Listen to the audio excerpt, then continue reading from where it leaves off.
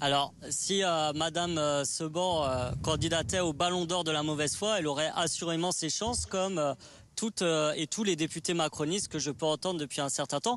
Certains ont fait d'un préalable le fait qu'il n'y ait pas d'insoumis, d'autres même qu'il n'y ait pas d'écologistes. Donc vous voyez que tout cela n'est qu'un prétexte. Pourquoi ? Pour ne pas avoir à se prononcer à l'Assemblée pour ou contre l'abrogation de la réforme des retraites, pour ou contre le blocage des prix des produits de première nécessité, l'augmentation des salaires. Tout ça est en fait, si vous voulez, de la manœuvre politicienne complètement, j'ai envie de dire, obsolète et de mauvaise foi qui ne fait pas avancer le pays. Et en l'occurrence, Shannon Seban vous a donné quelques détails précis sur pourquoi il s'opposait à la présence d'insoumis dans un gouvernement. Bon. Oui, mais si vous voulez, moi, c'est ces arguments. J'ai entendu Madame Bréjon dire qu'elle ne voulait pas d'écologistes non plus, donc qu'ils se mettent d'accord sur jusqu'où ils ne veulent pas de gens de gauche, en fait, tout simplement, et un programme de gauche. Je rappelle que quand même, quand Monsieur Macron...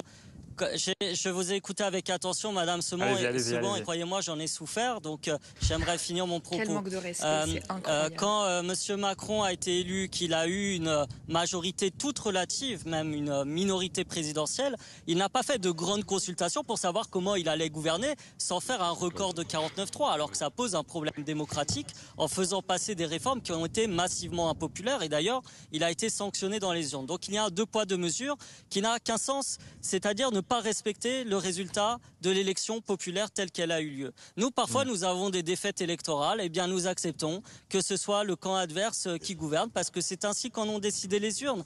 Et tout simplement, je pense que là, il y a un vrai problème démocratique et autocratique. On a beaucoup parlé des soi-disant divisions de la gauche, mais regardez comment la minorité présidentielle est arrivée de façon puzzle hier. En ordre dispersé également aussi. Une première ministre, un programme et une direction claire, c'est le nouveau Front populaire. Nous sommes arrivés en tête, il faut l'accepter. Après, la démocratie parlementaire vivra. C'est ce que j'ai envie de vous dire, et je suis sûr que nous pourrons convaincre certains collègues députés du bien fondé de certaines de nos mesures pour changer concrètement la vie des gens, parce que c'est ça le but de faire de la politique. C'est pas de faire de la tambouille comme je l'entends, c'est vraiment de concrètement changer la vie des gens. C'est pour ça qu'on le fait.